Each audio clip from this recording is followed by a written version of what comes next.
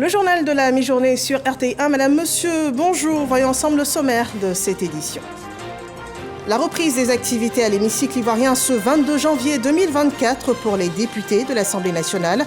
La première session ordinaire 2024 de l'Assemblée nationale a été ouverte par le président de l'institution Adama Bictogo. Les grands sujets d'intérêt à aborder pour cette session, la sécurité alimentaire, l'orpaillage, la diplomatie parlementaire et la contribution de la 7e chambre du Parlement et la CAN. Et puis la CAN, justement, on en parle à l'affiche ce jour. Une affiche qui retient l'ensemble des Ivoiriens, Côte d'Ivoire, Guinée équatoriale, le choc de cette journée. Nous échangerons sur les probabilités de ce match. Le pays hôte de la compétition africaine de football joue son dernier match de poule et les supporters retiennent leur souffle.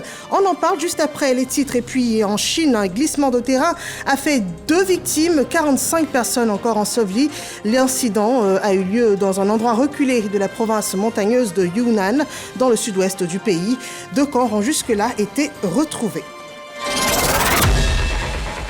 Bienvenue à tous. Ce journal est traduit en langue des signes. Nous recevons aussi dans cette édition Didier Otokoré et Souleymane Touré pour parler de la CAN et de ce match spécifique pour les Ivoiriens aujourd'hui. Nous les retrouverons tout à l'heure. Mais avant, nous parlons de l'ouverture de la première session ordinaire 2024 de l'Assemblée nationale. Avant, c'est un journal spécial CAN. Alors, on vous dit à quoi bas?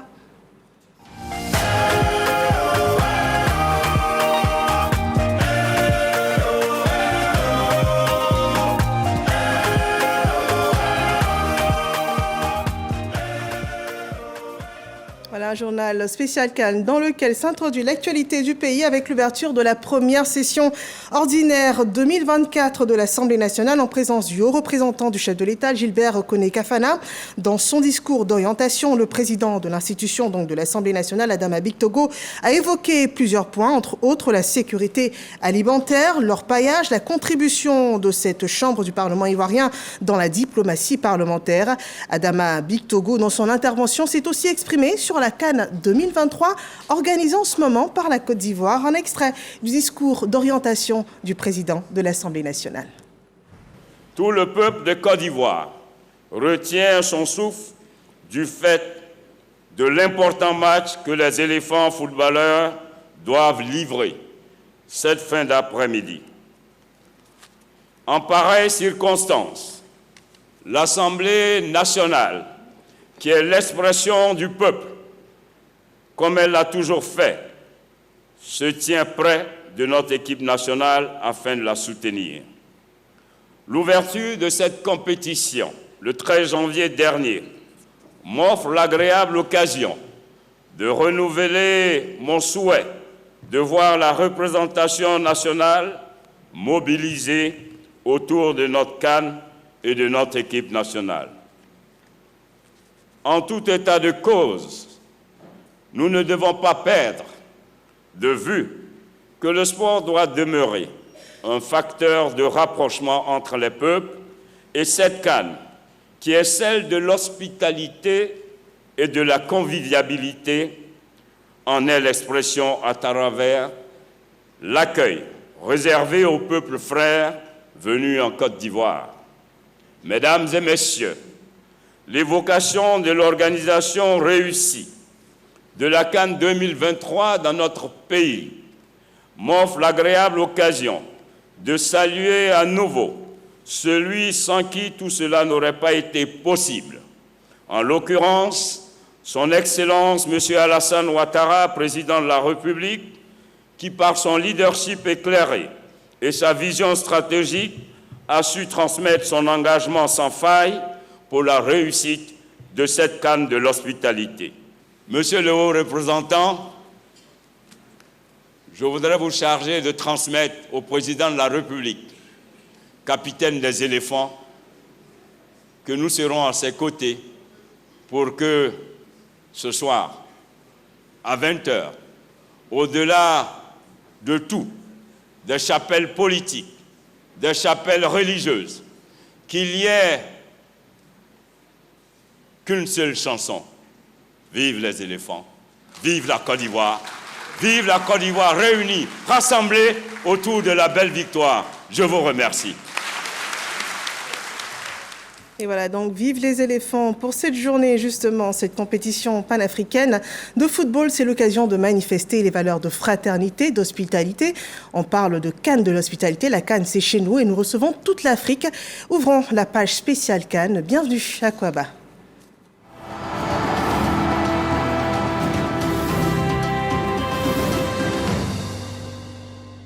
Voilà donc la fête du ballon rond lancée sur tout le continent et particulièrement ici en Côte d'Ivoire où la compétition se joue depuis un peu plus d'une semaine sur tout le territoire ivoirien.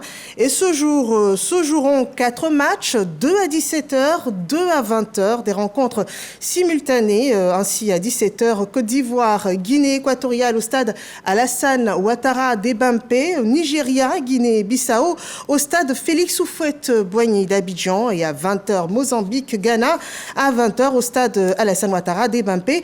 Et la dernière affiche, Cap-Vert, Égypte, au stade Félix Houphouët-Boigny, le stade Félicia d'Abidjan. Voilà, ce sont des rencontres à suivre en direct sur RTI 1, sur la 3 et sur Radio Côte d'Ivoire. Avant cela, nous ouvrons les échanges dans ce journal.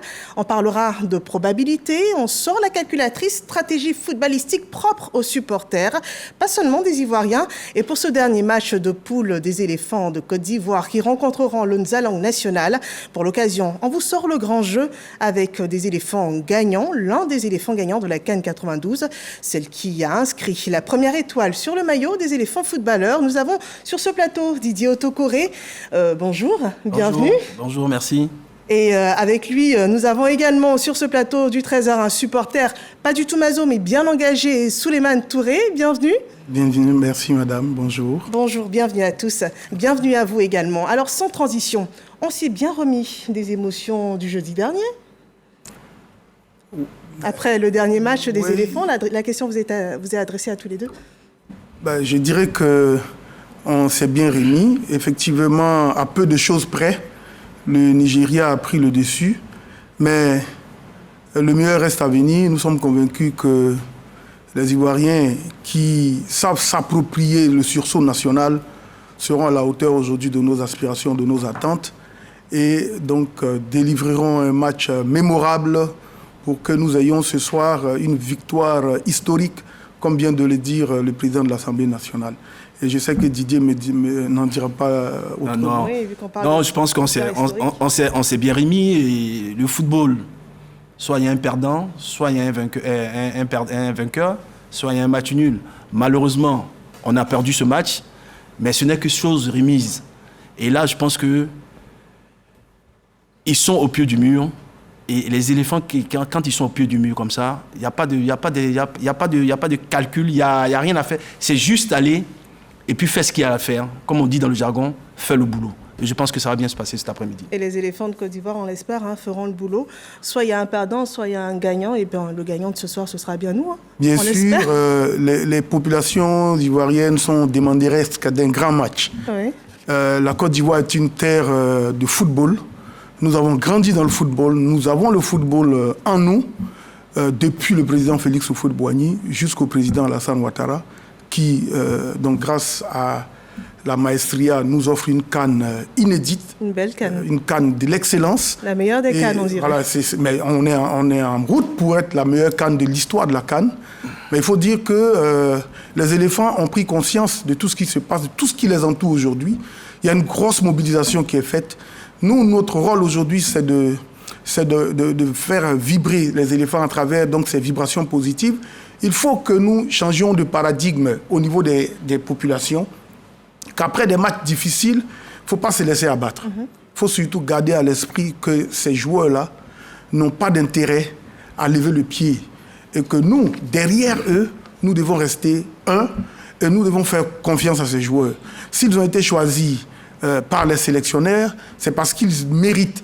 Et je pense qu'ils s'y sentent aujourd'hui. C'est parce qu'ils le peuvent surtout. Oui, mais s'ils sentent surtout que la mobilisation est totale, comme c'est le cas. Et toute la nation est avec eux. Voilà, nous y reviendrons. Je vous propose tout de suite d'aller sur le lieu où se jouera donc le match qu'on verra tout à l'heure, le match qui verra la victoire des éléphants au stade Alassane Ouattara d'Ebampé. C'est avec Roméo Koulibaly. Bonjour Roméo.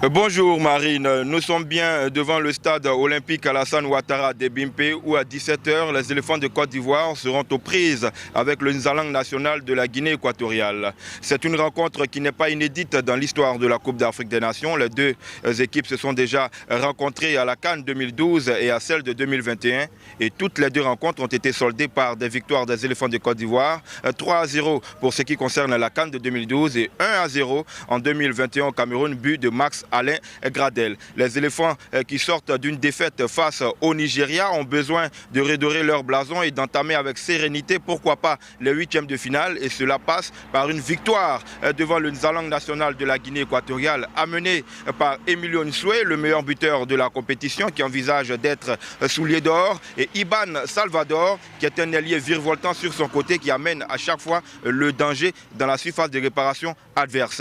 De l'autre côté, au stade Félix Houphouët-Boigny d'Abidjan Plateau, le Nigeria sera face à la Guinée-Bissau. La Guinée-Bissau qui pour l'instant n'a pas de points dans cette compétition. Le Nigeria qui en a 4 est bien parti bien sûr pour passer le cap des phases de poule. Ici au stade olympique Alassane Ouattara de Bimpe, on attend les supporters ivoiriens qui ont commencé déjà à se rendre ici pour soutenir les éléphants de Côte d'Ivoire. L'heure n'est plus au calcul, l'heure n'est plus à la discussion, l'heure est à la victoire pour envoyer un signal fort et éviter le syndrome de 1984 où les éléphants étaient sortis en phase de poule. Eh bien, merci Roméo, qui nous a fait un petit récap de toutes les rencontres de la Côte d'Ivoire et de la Guinée équatoriale en parlant de la CAN 84. Vous vous en souvenez? Oui, j'étais encore tout jeune. Mais bon, ça s'était pas très bien passé. On avait été éliminé au premier tour en ayant gagné très facilement le premier match, 3-0. Et puis après, on a perdu nos 2 matchs. Ben, je pense que ce n'est pas le cas. Les matchs se suivent, mais ne se ressemblent pas.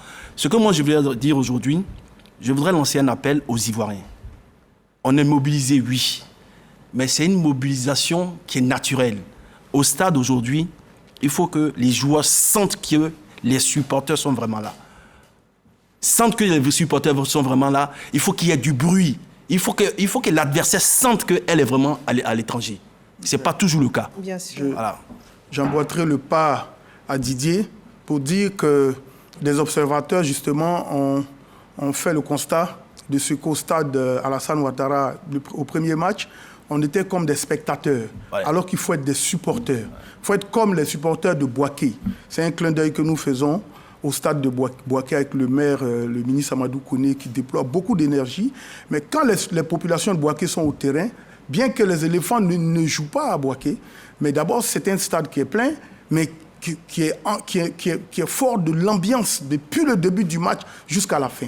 Je pense que c'est ce qu'il faut aujourd'hui à Ebimpe. Oui. Il ne faut pas laisser un petit instant de doute. Il faut rester confiant parce qu'un match de football, c'est 90 minutes. Et aussi rester concentré. Ben, bien sûr. Et nous avons un objectif ce soir, c'est de gagner. Alors vos pronostics? Moi, je n'ai pas de pronostic particulier. Mon pronostic, c'est les 3 points. Que ce soit 1-0, que ce soit 2-1, quel que soit comment on gagne, il faut qu'on gagne. C'est tout ce que j'ai à dire. Moi, vos pronostics, parce que là, on a une affiche, je veux dire, aux allures de finale pour la Côte d'Ivoire. C'est notre dernier match de poule. L'adversaire, est-ce qu'il sera facile à apprivoiser, facile à jouer? On sait que c'est une équipe qui cumule une dizaine de matchs tous remportés. Comment les Ivoiriens se positionnent? Sans défaite, ils ont d'ailleurs fait un match nul contre le Nigeria. Mais vous savez, le football, comme Didier le disait en off, c'est toute une réalité. Ce match d'aujourd'hui est un match où il y a un sursaut national, où il y a de la fierté à mettre en évidence, où les éléphants doivent aller puiser dans leur ego, dans leur valeur intrinsèque. Il faut démontrer le match de la vie aujourd'hui. Le président regarde, les populations regardent. Et cette CAN est marquée du sceau de l'excellence. Oui. La Côte d'Ivoire se veut un pays d'excellence. Et si nous voulons marquer l'histoire de la CAN en faisant de notre CAN la meilleure de l'histoire, il ne faut pas la faire sans les éléphants. Oui. Il faut aller jusqu'à gagner cette coupe. Et je pense que ceci est pour moi en tout cas, je vois un 2-1. Pour ce match, je vois un 2-1, mais comme Didier l'a dit... Le pronostic est déjà lancé, hein? Oui, je vois un 2-1, parce que la Guinée équatoriale est à prendre quand même au sérieux. Mais on peut aller au-delà. Si, comme on l'a dit, les récupérant nos 3 supporters... points. Oui, le plus important pour nous, c'est la qualification. Tout à fait. Et puis surtout, être premier de notre poule. De notre poule. Voilà. D'accord. Alors, vous avez parlé tout à l'heure de sursaut national, fierté nationale. Et pour cela, je vous propose de partir à Yamoussoukro, où nous attend Moyabi Diabaté, qui est également avec des supporters ivoiriens, tous fiers des éléphants de Côte d'Ivoire. Bonsoir, Moyabi.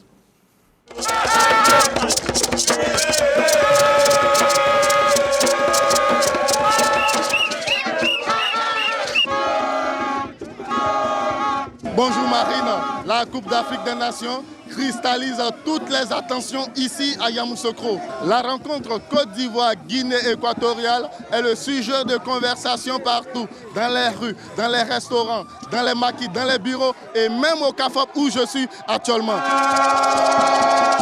Le match Côte d'Ivoire-Guinée, nous en parlons tout le temps. C'est le sujet de notre mobilisation ici ce matin. L'Ivoirien ne se décourage jamais. Donc on espère à notre vraiment l'équipe nationale de Côte d'Ivoire, nous sommes mobilisés. Face au Nigeria, j'ai eu mal, on a eu mal. Mais avec l'aide de Dieu, on va remporter, on va gagner ce match aujourd'hui et on aura la coupe. Marine, dans la capitale politique ivoirienne, les supporters semblent avoir digéré la défaite. Ici, personne n'envisage un résultat autre qu'une victoire. Nous sommes tous derrière les éléphants, nous les supportons. Découragement n'est pas ivoirien, mais je sais qu'aujourd'hui nous allons gagner 3 buts à 0. 3 buts à 0. Je suis très confiant parce que depuis hier, j'ai fait un rêve. La Côte d'Ivoire a gagné 3 à 0 et je pense que les éléphants de Côte d'Ivoire vont gagner ce match. Moi, je ne suis pas dans les calculs contrairement à tous les autres Ivoiriens.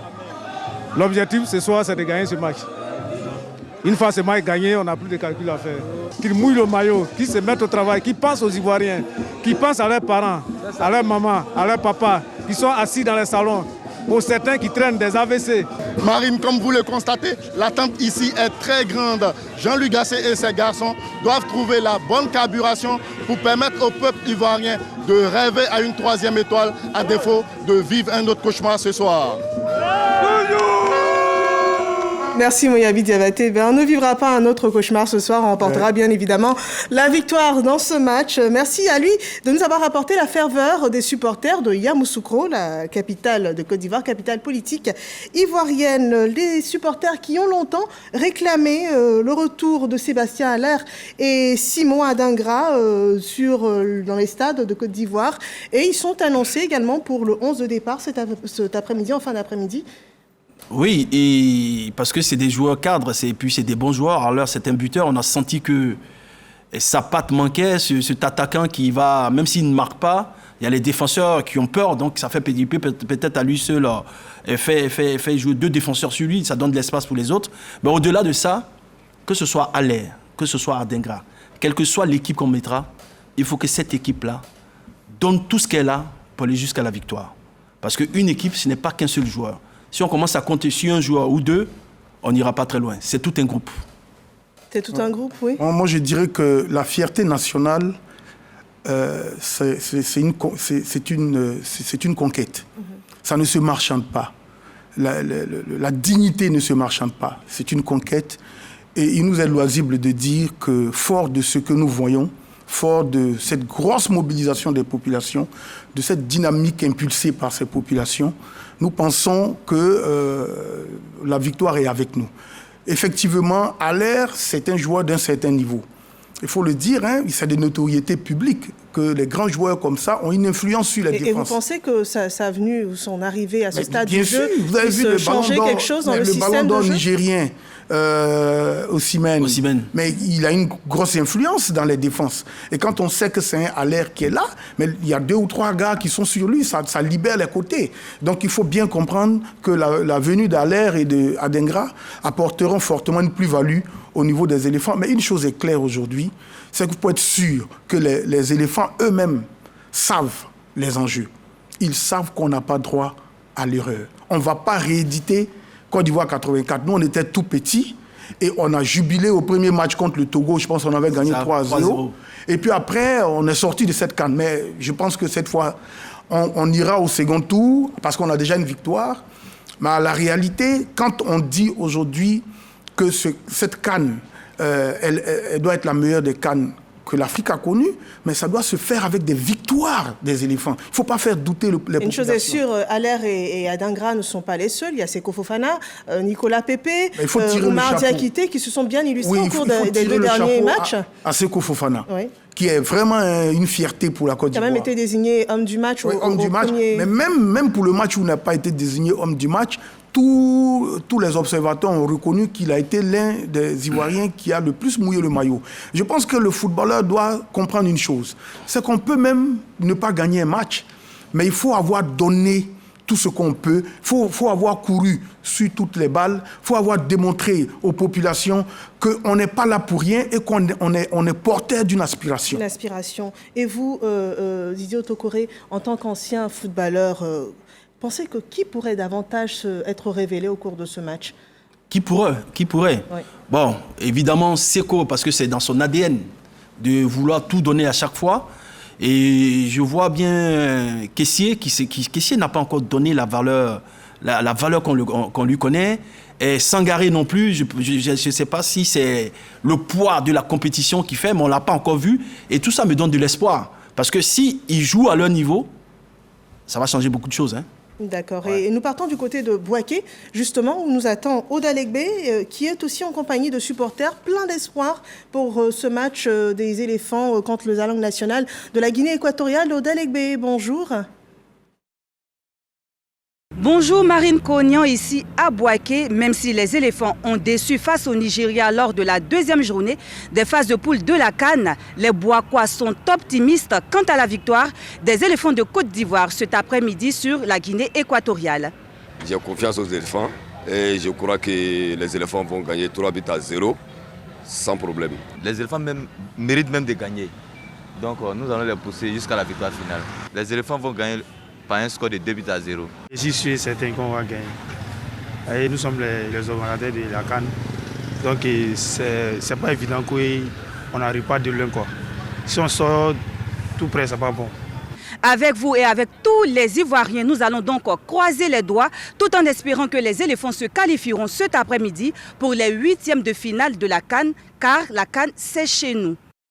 Merci Oda Legbe. Depuis Bouaké, on voit depuis dans ses interviews, dans ses interventions de supporters ivoiriens qu'il n'y a aucune place pour la défaite. On n'a plus le terme de supporters maso, on a des supporters vraiment engagés pour la victoire des éléphants. Alors moi je voudrais bien comprendre quelque chose. En cas de match nul pour les éléphants ou de victoire, quelle place occupera l'équipe nationale dans le classement de cette CAN? Bon, en cas de match nul, la Côte d'Ivoire pourrait se qualifier. Mais le problème c'est que la compétition donne beaucoup d'équipes qui risquent d'avoir 4 points. Donc ça risque de se jouer au goal average. Donc ça, c'est trop compliqué. Pour aller plus simple, il faut aller gagner et on n'est pas dans les calculs. Parce que sinon, ça va apporter trop de calculs. Et il y a beaucoup d'équipes qui auront 4 points dans ce tournoi. Donc après, c'est des probabilités, c'est trop compliqué. Et donc les équipes ont plutôt la même tendance? Exactement. Les groupes, c'est presque la même tendance. Okay. Donc le mieux, c'est de gagner pour ne pas faire trop de calculs. Et nous rappelons qu'à ce stade, la Côte d'Ivoire est 3e du groupe A. On a dans ce groupe-là en premier la Guinée équatoriale, suivi du Nigeria. Oui. Ensuite, la Côte d'Ivoire et la Guinée-Bissau, qui vient en 4e position. Alors, il y a des... Oui. Mais il faut dire qu'on n'a pas intérêt à rester dans les calculs. À la réalité, quand on est pays organisateur, il faut gagner ses matchs. Et il ne faut même pas rester dans les calculs, de prendre des calculatrices chaque année et de dire si on fait ceci, si on fait cela. Parce qu'à la limite, s'il y a un match nul, il faut regarder aussi le résultat du match du Nigeria et on n'en est plus maître de notre destin. Mais il faut bien comprendre, les supporters veulent bien une victoire, donc oui, peu importe le moyen. Ce que nous demandons aux populations et aux supporters, c'est que nous devons accompagner les éléphants de nos vibrations positives. Il faut rester positif derrière les éléphants. Il faut faire confiance à cette équipe. On a ce qu'il faut pour gagner cette CAN. Et moi, je suis convaincu que si nous restons soudés derrière cette équipe, si nous changeons de narratif sur notre façon d'apprécier le rendement de cette équipe, nous pourrons l'accompagner jusqu'à une victoire. Et Didier le disait tantôt, et moi je suis convaincu parce que lui c'est un spécialiste. Nous ne sommes que des observateurs, mais bon, on est dans la mêlée et on se parle tous les jours. On a une petite expérience au niveau des diverses CAN qu'on a connues. les éléphants ont l'équipe qu'il faut aujourd'hui pour gagner cette CAN. Et on reste positif, je vous prends au mot. Et pour cela, nous partons tout de suite à San Pedro, où nous attend Arsène Kouassi. Bonjour Arsène. Bonjour Marine, bonjour à tous. Comme vous le savez, les éléphants du Côte d'Ivoire n'ont plus droit à l'erreur dans cette compétition. Alors pour ce match décisif, comme temps pour la 3e journée du groupe A, j'ai à mes côtés un des observateurs avertis du football africain, j'ai nommé Youssef. Alors Youssef, que représente pour vous cette affiche Guinée équatoriale Côte d'Ivoire? Je pense que cette affiche elle est l'une des plus importantes dans ce groupe, sachant que maintenant, à la 3e journée, la Côte d'Ivoire totalise 3 points. Elle est obligée, je vais dire, de gagner. Je pense que la Côte d'Ivoire, avec la défaite surprise contre le Nigeria, a un peu déboussolé tout ce groupe-là, sachant que la Guinée équatoriale, maintenant, avec 6 points, personne ne l'attendait là, mais elle s'est qualifiée d'office et félicitations. Le Nigeria qui a 4 points, bon, je pense que le Nigeria n'aura pas de problème pour essayer de se qualifier, ne serait-ce qu'avec un nul. Mais la Côte d'Ivoire aussi, la Côte d'Ivoire pourrait éventuellement passer comme 3e, même dans le cas d'un match nul. Mais je ne pense pas que les Ivoiriens, au fond d'eux, les joueurs ivoiriens ne vont pas se contenter d'un nul. Ils ont une revanche envers eux-mêmes et quelque chose à présenter au peuple ivoirien pour essayer de gagner. Je considère que la Côte d'Ivoire a toutes ses chances pour se qualifier, ne serait-ce qu'avec cette nouvelle loi de meilleur 3e, même peut-être avec 4 points éventuellement.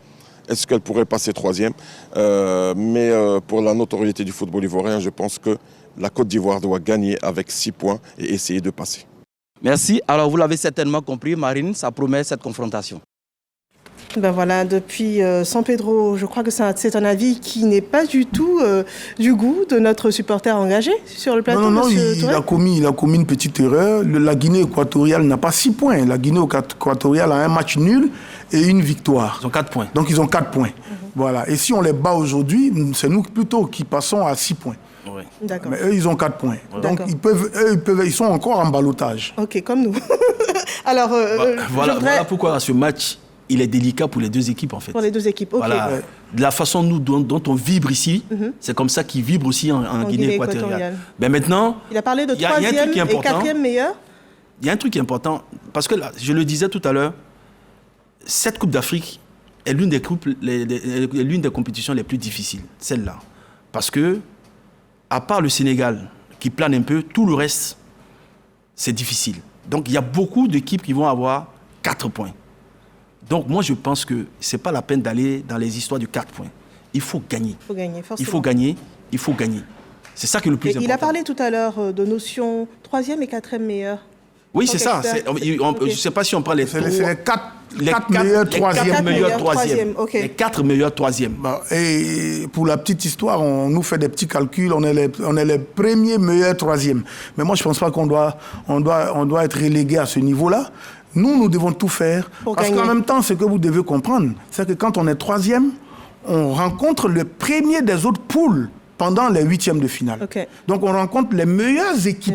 Donc les 3e passent, certes, parce qu'elles sont repêchées, mais elles vont rencontrer les meilleures des autres poules. Et donc, elles sont toujours dans la compétition. Voilà, donc elles sont dans la compétition, mais la réalité, quand on rencontre un premier d'une autre poule, c'est parce qu'on a été 3e. Quand on est 2e, on se rencontre entre nous 2e. Okay. Bon. Nous, ce qu'il nous faut aujourd'hui, c'est de sortir de ce genre de calcul. L'expert voilà. Ok, ce qu'il dit est vrai, mais à partir du moment, je ne souhaite pas qu'on soit meilleur 4e. Mais même si on est meilleur 4e, qu'on passe, ça devient une autre compétition. Donc il n'y a plus de premier. Okay. Parce que là, n'importe qui peut battre n'importe qui. Et des fois, je ne le souhaite pas, mais des fois, les meilleurs 3e vont gagner la CAN. Oui. Voilà. Donc là, c'est des calculs. Ça reste encore le plus important. Ce sont des probabilités, des calculs. Le plus important, c'est de gagner. D'accord. Donc le plus important, c'est ce qu'on retient. Voilà, il faut gagner. C'est ce que l'Ivoirien lambda retient. Si vous permettez, c'est ce que l'Ivoirien lambda retiendra de tous les scores, de tous les calculs. Il faut qu'on gagne, forcément. Et je vous propose pour cela, s'il vous plaît, de partir à Korogo, où nous attend Konaté Ngamblé, qui se trouve avec d'autres supporters dans une fan zone. Il y a une ambiance extraordinaire à Korogo, Konaté Ngamblé. Bonjour. Bonjour à vous, Marine Cognan. Salut à toutes et à tous. Nous sommes à 3 heures donc de cette explication. La Guinée équatoriale et les éléphants de Côte d'Ivoire. Et l'ambiance est déjà surchauffée ici dans la rue de Korogo, notamment on va dire au rond-point donc de la mairie de Korogo, située juste à côté de la célèbre place de l'Indépendance. Et je peux vous assurer que les Korogolais sont déjà habillés aux couleurs des éléphants. Certains sont en maillot, d'autres ont choisi donc de se faire peindre le corps, comme vous voyez. Le monsieur qui est à côté de moi. À côté d'encore de Innocent, Quadio Innocent, bonjour. Bonjour monsieur. Alors vous croyez en la victoire des éléphants ce soir? Effectivement, on sait qu'il y a Sébastien Haller et Adengra qui sont de retour. Ça là, s'ils n'ont rien pris là, c'est combien? Alors rapidement, Marine, alors rapidement, à côté de moi, la dame, bonjour. Vous croyez également à la victoire des éléphants ce soir face à la Guinée équatoriale? Bonjour, bien sûr que je crois à la victoire des éléphants ce soir. Bien vrai qu'on a perdu face au Nigeria, mais ce soir, ça sera 2 buts à 0. Marine, c'est le score. 2 buts à 0, on va prendre une dernière réaction, Marine, rapidement. Oui, messieurs, vous croyez également à la victoire des éléphants, vous s'en souvenez et tout, c'est quand même un match de football. Est-ce que vous ne croyez pas particulièrement cette équipe, la Guinée équatoriale? Nous ne craignons pas, parce que nous, Ivoiriens, c'est quand c'est difficile qu'on sait se relever. Et voilà, il y a autant de passion, autant sur ce plateau que partout en Côte d'Ivoire, sur tous les lieux, toutes les villes qu'on a pu visiter avec nos reporters sur place. Et même, toujours à Korogo, au niveau, une passion qui touche également les autorités ivoiriennes. On regarde avec Ami Sissoko. Korogo, là, nous allons prier. Nous allons rentrer partout pour que cette victoire revienne à la Côte d'Ivoire, revienne aux éléphants. Et je sais que, Inch'Allah, grâce aux Korogolais, grâce aux bénédictions de Vieux Gon, et grâce aux bénédictions de Feu Amadou Gon Coulibaly qui nous regarde, je sais que quelque chose va se passer. Les éléphants, on vous regarde, Côte d'Ivoire vous regarde. Il faut y aller avec tout le cœur, avec toute la détermination, avec tout l'engagement. Et cela pendant 90 minutes. C'est ça qui va nous permettre de gagner. Il faut aller plus fort que l'adversaire, il faut aller plus vite que l'adversaire, il faut aller avec plus de cœur que l'adversaire. Nous remporterons ce match qui va nous projeter en ce moment vers les prochaines étapes. Nous sommes un peu stressés, nous sommes un peu crispés, c'est normal. Mais là, nous allons jouer libérés. Nous ne pouvons que gagner. L'équipe type des éléphants sera sur le terrain et nous allons gagner la Guinée équatoriale.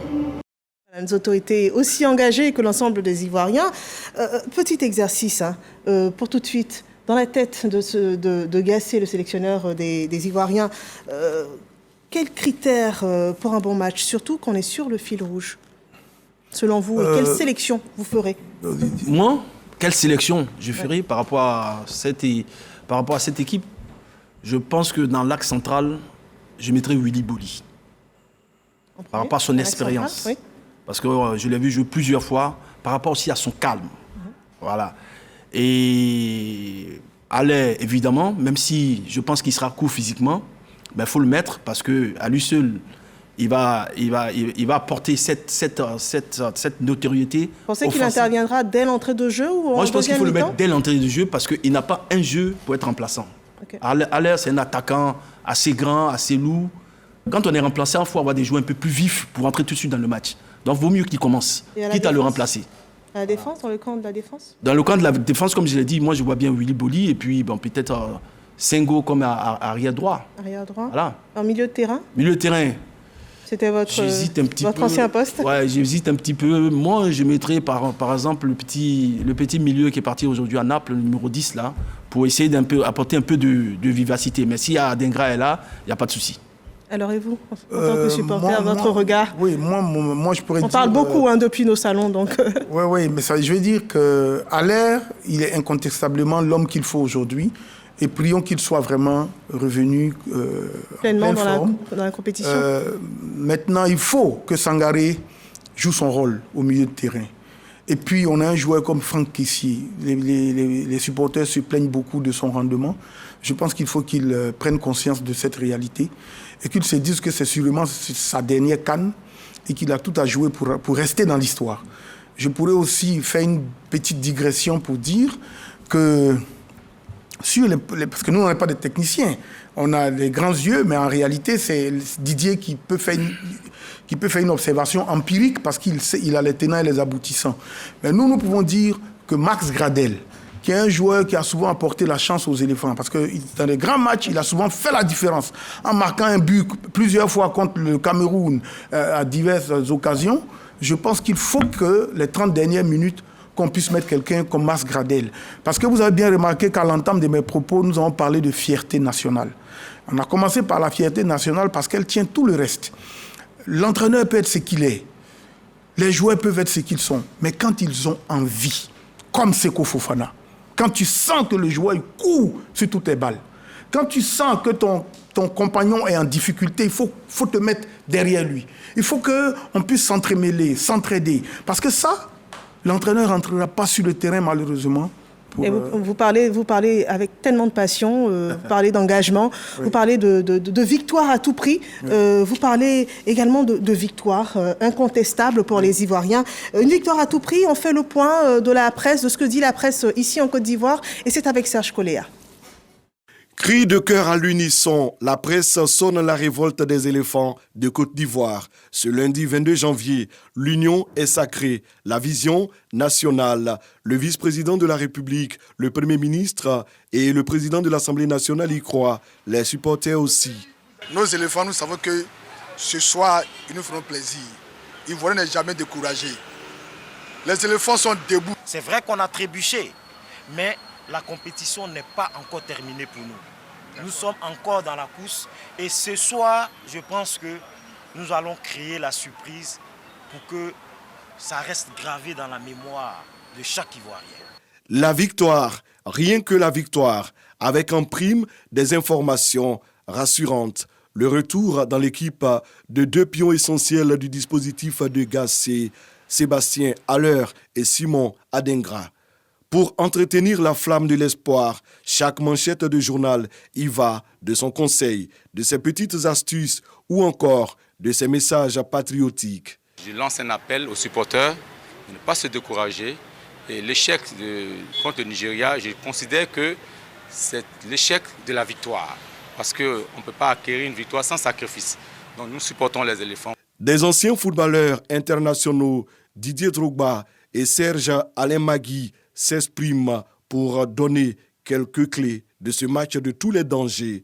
Les journalistes, de façon unanime, attendent le commando annoncé, celui qui va casser la baraque car le faux pas est interdit. Les regards sont désormais tournés vers le 11 national et son coach, Jean-Louis Gassé.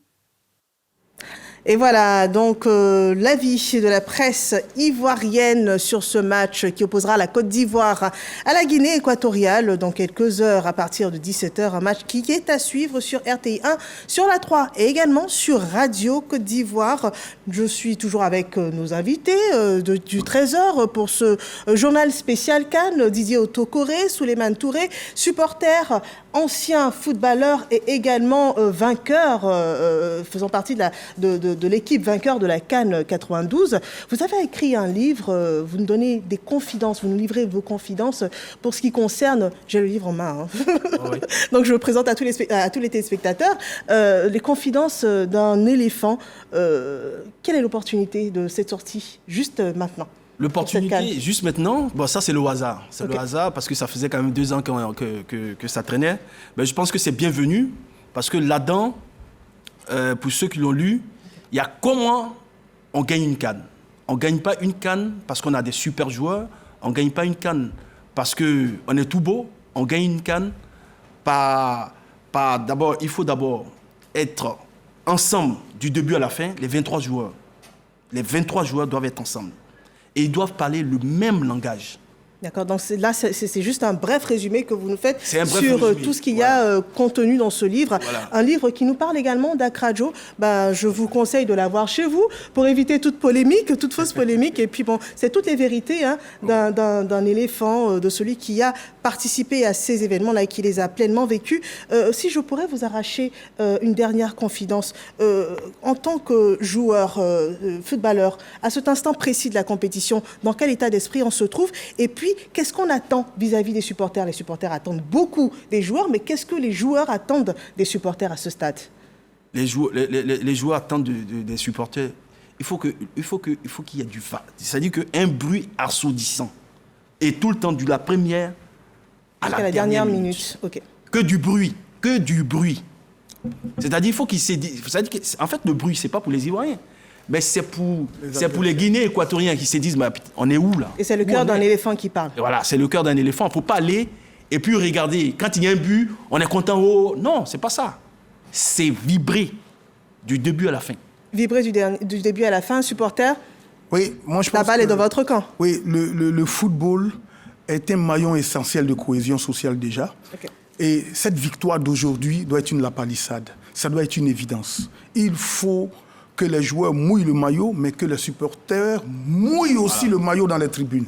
Ce que nous demandons, c'est vraiment cela. Et c'est ce que Didier dit. Parce que il faut que le stade vibre, comme c'est le cas souvent à Boaké, comme je le disais tantôt. Et nous rêvons de voir un match des éléphants à Boaké pendant cette CAN. Parce qu'on a la chance d'avoir un public féerique avec un grand leader.